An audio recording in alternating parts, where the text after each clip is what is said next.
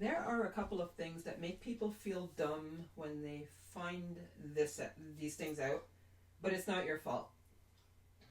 It's not explained anywhere and it's not obvious. So one of the things is when you set your blade settings in the software, it shows you a blade holder and where your blades should be, how your blade should be set. It doesn't tell you anywhere that you need to actually physically take the blade holder out of the machine, look at the setting over here, and actually change the setting. This is a setting for vinyl. It's set at 2. So if I wanted to cut cardstock, I would need to put it into the little ratchet hole on the side of the Cameo and turn it until it's at the 4.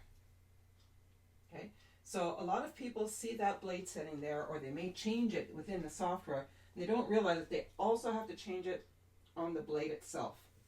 So the other thing is you put it back into the blade holder, and this fin, it may not be so obvious right now to you in the video, but there's a fin here and it should line up straight up and down, straight in front of you.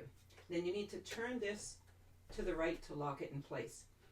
Another thing that some people have done, and again, it's not your fault, you don't know, you're new to this, they've put the blade in this way because it looks like this fin should fit in that slot. And the blade is up here, so of course it's not cutting. Okay, so that's a couple of things about the blade holder. Put that back in there. Another thing is, far on this side, on the right side over here, you've got a lever. On the older machines, it's blue, and on the newer machines, it's white, just like the machine. If it's set like this, it means that this roller is up and loose.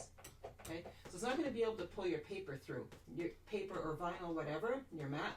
It's going to be sliding all over the place. You need to push the lever up to lock the roller into place.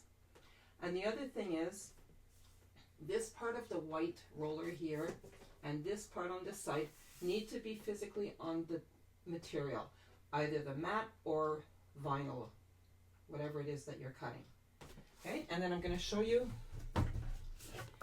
where you should be loading your mat. On this model, it's more obvious because the color is darker, but there is a line right here with 2 little arrows. On the older model, there's no difference in color. You just see it. If you look very closely, it's raised a little bit. So the left edge of your mat or material should be lined up with that line. All right. And then, again, as I said, the right roller, this thicker part of it, needs to be on the material or on the mat. So I'm going to turn on my machine.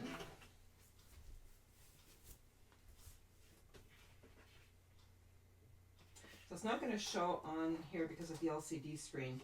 But when you want to load your mat, you've got 2 choices on your control panel. You've got load mat and you have load material. Load mat loads it quite a bit further into the machine than load material. I'm going to unload this and I'm going to load material now. Okay, you see it only went in this far. You don't even see the arrow over here. I'm going to do that again so you can see. When I press load mat,